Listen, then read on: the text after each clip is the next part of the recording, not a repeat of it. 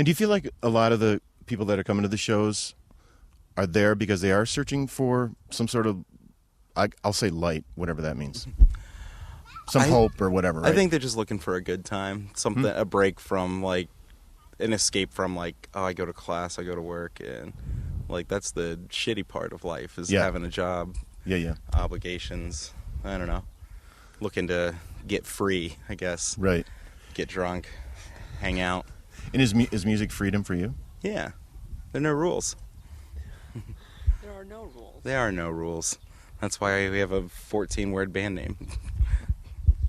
What does no rules mean to you, Greg? Legitimately, we have plans to release a record we'll just tell no one about, those kinds of things. Like, it's just, you can actually do whatever you want. We don't have to write the same record 6 times. So, and I don't think we plan on doing that. I think everything we do is different. Like, there's usually a mindset with everything that we do, and then it's like, okay, we're already talking about, like, what we're going to do next, and it'll probably be drastically different. I don't know.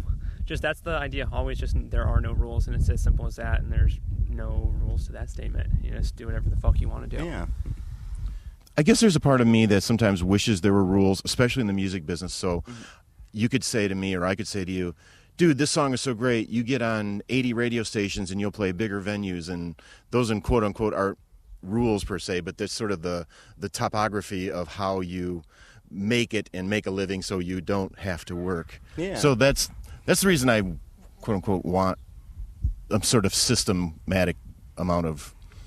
I guess there is that to a degree, but it's all kind of like shitty stuff. Like, oh, you get a manager that has relationships, so your band name pops up in these places because that's someone's job to make that happen, and it isn't like a organic thing. I mean, we've never had like management or anything, so everything that's happened has been like, this tour we didn't play any houses because we don't fit in them anymore. Like, there's 8 people.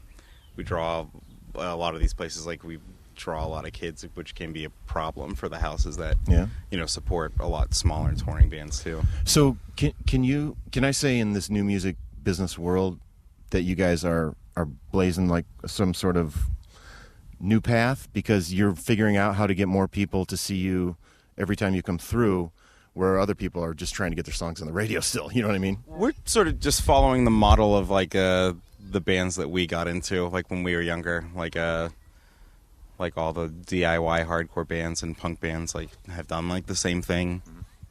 Yeah, it's like basically every day you learn something else.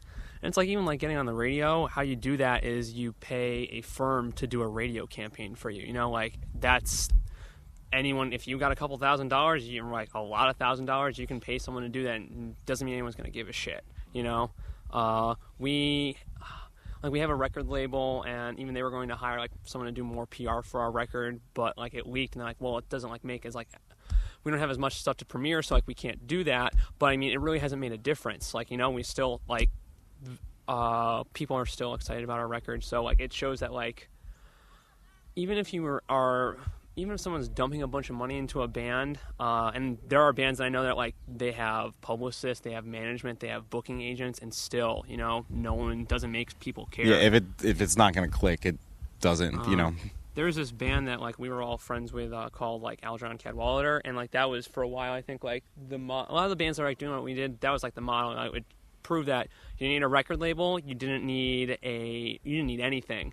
If people like your band, they're gonna fucking come see you. Yeah, they self-released their records and booked their own tours and would draw like 300 something kids every night. Like, it was wild, but like with no support of anything other than the strength of their music. Exactly.